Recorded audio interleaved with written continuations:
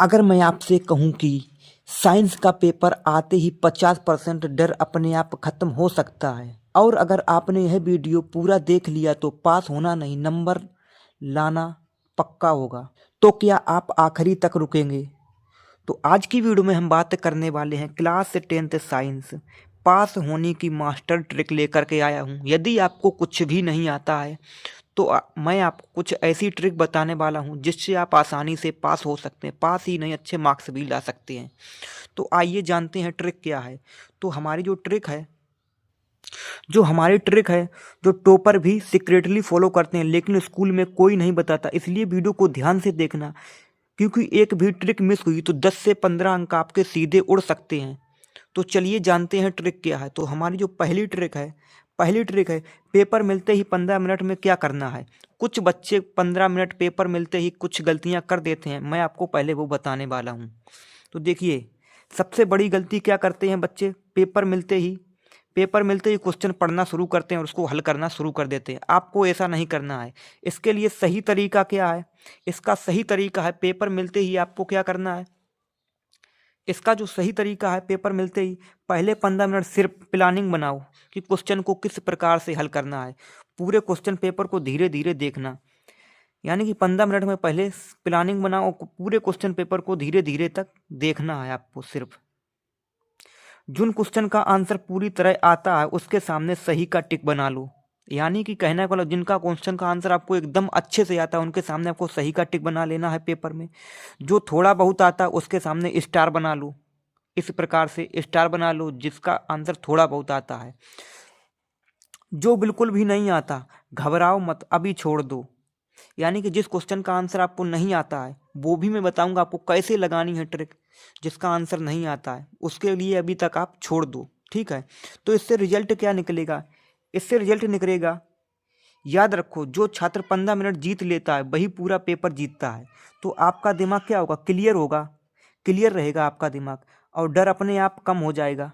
जब इतना आप कर लेंगे तो आपका दिमाग क्लियर रहेगा और डर जो है अपने आप कम हो जाएगा। तो ये थी आपकी पहली ट्रिक, और आइए देखते हैं दूसरी ट्रिक क्या है। अब आगे आपको क्या करना है, कैसे करना है, तो देखिए। तो दूसरी ट्रिक है आंसर लिखने का एग्जामिनर वाला फार्मूला, यानी कि आंसर को आपको कैसे लिखना है ताकि एग्जामिनर आपको पूरे नंबर दे सके। अब बात करते हैं आंसर कैसे लिखना है ताकि एग्जामिनर नंबर काट ही ना सके और आपको पूरे नंबर दे। तो देखिए, गोल्डन फार्मूला हर आंसर के लिए, कोई भी आंसर हो उसके लिए गोल्डन फार्मूला क्या है, आपको पहले आंसर में लिखने से पहले आपको हेडिंग डालनी होगी और उस हेडिंग को अंडरलाइन करके, ठीक है, अंडरलाइन कर दें। फिर आपको उसकी डेफिनेशन लिखनी होगी और फार्मूला लिखना होगा। इसके बाद उसका एग्जाम्पल, 2-4 लाइन में उसका एग्जाम्पल लिखना है। और अगर ही पूछा जाए डायग्राम, जहाँ पॉसिबल हो वहाँ डायग्राम जरूर बनाएं, जहाँ पर पॉसिबल हो वहाँ डायग्राम जरूर बनाएं। और अंत में इसका रिजल्ट लिख दें, कंक्लूजन, यानी कि क्या रिजल्ट निकला उसको भी अंत में लिख दें। जैसे कि मैं एक एग्जांपल में एक क्वेश्चन लेता हूँ। अगर क्वेश्चन है कि रिफ्लेक्शन यानी कि अपवर्तन क्या है, रिफ्रैक्शन क्या है, तो देखिए, स्टूडेंट का गलत तरीका क्या, गलत तरीका एक ही पैराग्राफ में सब लिख देना, ये भी गलत तरीका है। एक ही लाइन में सब, एक ही पैराग्राफ में सब कुछ लिख देना। इसके लिए सही तरीका क्या है? सही तरीका है, पहले आपको डालना है रिफ्रैक्शन यानी कि अपवर्तन। अब इसको क्या करना है, इसको अंडरलाइन कर देना इस प्रकार से नीचे, ठीक है। फिर इसके बाद आपको डालनी है उसके नीचे डेफिनीशन। डेफिनीशन लिखने के बाद अब आपको उसकी डेफिनीशन लिख देनी है। फिर आगे क्या करेंगे, यदि आपको आता हो तो छोटा सा एक रे डायग्राम यानी कि चित्र बना दें, यदि आपको आता हो, ठीक है। और एक लाइन में कंक्लूजन, यानी कि एक ही लाइन में उसका रिजल्ट निकाल के दिखा दें। तो एग्जामिनर को क्या होता है, एग्जामिनर को साफ साफ दिखना चाहिए कि आंसर कंप्लीट है। इतना यदि आप करेंगे तो एग्जामिनर को अपने आप ही दिखेगा आंसर कंप्लीट है और वो आपको नंबर दे देगा। तो ये थी हमारी दूसरी और सबसे बेहतरीन ट्रिक। अब आइए अगले देखते हैं, अब आपको आगे कौन सी ट्रिक लगानी है साइंस के पेपर में। तो देखिए, तीसरी जो हमारी ट्रिक है, साइंस के सब्जेक्ट 3 अलग अलग होते हैं, उसके लिए अलग अलग स्ट्रेटेजी देखिए।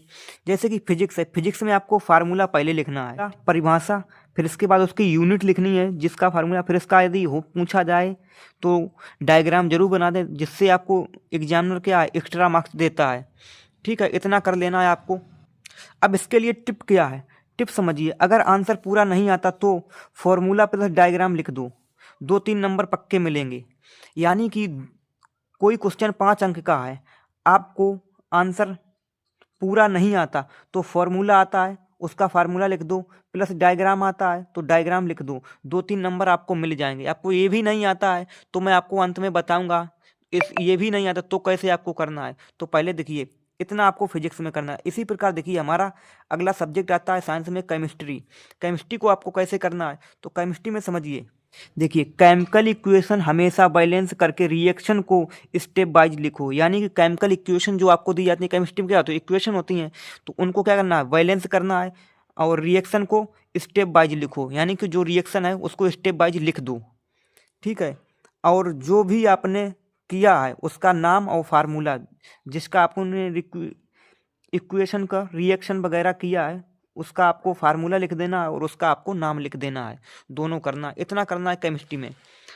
अब इसके लिए शॉर्ट ट्रिक क्या है, इसके लिए शॉर्ट ट्रिक है, अगर रिएक्शन भूल गए तो रिएक्शन की जगह प्रोडक्ट का लॉजिक लिख दो। यानी कि जो भी आपको प्रोडक्ट जिसका आपका रिएक्शन भूल गए हैं उसका आपको प्रोडक्ट का लॉजिक आता है तो उसका लॉजिक अपनी तरफ से बना करके लिख दो। एग्जामिनर क्या करता है, एग्जामिनर प्रैक्टिकल नंबर देता है, यानी उसने देखा कुछ लिखा है तो आपको नंबर दे देगा। तो अब आइए देखते हैं बायोलॉजी। बायोलॉजी में आपको क्या करना है, बायोलॉजी में क्या, जो भी जिसका भी आंसर आपको लिखना है उसको हमेशा हेडिंग डालो शुरुआत में और उसको पॉइंट वाइज लिखो। और डायग्राम बहुत ज़रूरी है, डायग्राम बायोलॉजी में डायग्राम बहुत ज़रूरी होता है, डायग्राम आपको बनाना है, ठीक है। तो ये थी हमारी तीसरी और बेहतरीन ट्रिक। अब आइए जानते हैं चौथी ट्रिक। अगली ट्रिक आपको क्या लगानी है एग्जाम में, तो वो जान लीजिए। तो देखिए, टाइम मैनेजमेंट, फेल और पास का फ़र्क, यही जो है ना, टाइम मैनेजमेंट ही आपको फेल और पास का फ़र्क कराता है। सबसे बड़ी गलती क्या करते हैं स्टूडेंट, सबसे बड़ी गलती करती हैं एक ही क्वेश्चन में 15-20 मिनट लगा देना। कुछ स्टूडेंट एक ही क्वेश्चन को हल करने में 15-20 मिनट लगा देते हैं। आपको टाइम मैनेजमेंट करना सही से आना चाहिए। तो इसके लिए सही टाइम मैनेजमेंट कैसे करना, सही टाइम डिवीजन घंटे, यानी कि 3 घंटे में आपको किस प्रकार से टाइम को बांटना है। तो समझिए, सेक्शन है जो आपके ऑब्जेक्टिव क्वेश्चन आते हैं उनको आपको सिर्फ 20 मिनट में हल कर देना है सभी को, ठीक है। और वेरी शॉर्ट क्वेश्चन को आपको 25 मिनट में, यानी कि अति लघु उत्तरी जो प्रश्न होते हैं उनको 25 मिनट में हल करना है। और शॉर्ट आंसर यानी कि लघु उत्तरी प्रश्न, इनको आपको 45 मिनट में हल करना है। और लॉन्ग क्वेश्चन को यानी कि 1 घंटा, यानी कि आपको 60 मिनट में हल करना है। अब इतना करने के बाद अब क्या करेंगे, अब आपको जो भी क्वेश्चन हल करे हैं आपने उसको 30 मिनट में एक बार रिवीजन कर लो, आपने सही से किया है या नहीं, जहाँ पर गलती है उसको 30 मिनट के अंदर सुधार लो। इतना कर लेंगे या इतना करेंगे तो रूल क्या है, अगर कोई क्वेश्चन 2-3 मिनट में नहीं आ रहा है उसे छोड़ के आगे बढ़ो। यानी कि मैंने आपको पहले ही बताया, यदि कोई क्वेश्चन आपको नहीं आ रहा है तो उसको छोड़ दो और आगे बढ़ जाओ आप। लास्ट में वापस आना है। एग्जाम में जो रुक गया वही हार गया, यानी का कहने का मतलब एग्जाम में जो रुकता है वही हार जाता है, वही फेल हो जाता है। तो आपको रुकना नहीं है, जो क्वेश्चन नहीं आता उसको छोड़ दो और आगे बढ़ जाओ।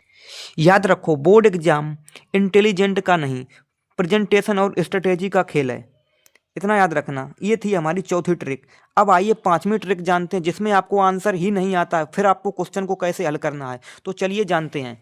तो देखिए, 5वीं ट्रिक है, आंसर ही नहीं आता तो भी कैसे पास हों। यानी कि आंसर नहीं आता, आपको क्वेश्चन को हल कैसे करना है। अगर आपको क्वेश्चन बिल्कुल भी नहीं आता हो तो घबराना बिल्कुल भी नहीं है आपको यहाँ पर क्या तरीके लगाने हैं तो सुनिए।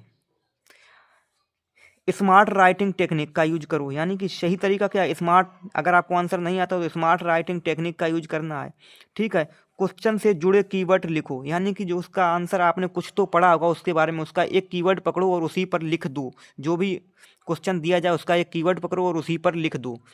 आपको डेफिनेशन आती है लिख दो, डेफिनेशन नहीं आता तो डेफिनेशन जैसा कुछ बना बना करके लिख दो। और डायग्राम, यदि आपको कोई डायग्राम याद आता है तो आपको डायग्राम बना देना। देखिए, एग्जाम का रूल क्या है, कुछ लिखोगे तो कुछ नंबर मिलेंगे, यदि कुछ नहीं लिखोगे तो 0 नंबर मिलेंगे। इसलिए आपको इतना तो करना है। यदि आप इतना कर देते हैं 2-3 नंबर फिर भी मिल जाएंगे, यानी 5 अंक का 6 अंक का प्रश्न में आपको 2-3 नंबर तो मिल ही जाएंगे। यानी कि एक भी नंबर ना मिलने से अच्छा है 2-3 नंबर मिल जाएं। ठीक है, इतना आपको कर लेना है। लास्ट 10 मिनट में आपको अब क्या करना है, अब लास्ट 10 मिनट में आपको रिवीजन करना है। जो भी क्वेश्चन आपने सोल्व किए हैं, क्वेश्चन नंबर चेक करो। जो भी आपने क्वेश्चन चेक की सोल्व किया, उनके क्वेश्चन नंबर देखो आपने सही से डाले हैं या नहीं, ताकि एग्जामिनर सही से पेपर आंसर ढूंढते समय सही से मिला पाए आंसर को। डायग्राम लेवल यानी डायग्राम सही से बना या नहीं बना, यूनिट्स चेक कर लो, फार्मूला चेक कर लो सही लिखे या नहीं। एक्स्ट्रा पेज जो आपके एक्स्ट्रा पेज कॉपी में बच जाते हैं, उसमें आपको सिग्नेचर कर देना है। ठीक है, इतना करेंगे। तो ये थी हमारी 5 ट्रिक। अगर आप चाहते हो साइंस में पास नहीं अच्छे नंबर, तो वीडियो को पूरी ईमानदारी से फॉलो करो। वीडियो पसंद आया हो तो वीडियो को लाइक करो और अपने फ्रेंड तक वीडियो को शेयर करो और कमेंट में लिखो साइंस पास। तो चलिए मिलते हैं नेक्स्ट वीडियो में इसी तरह ही एक और वीडियो लेकर के।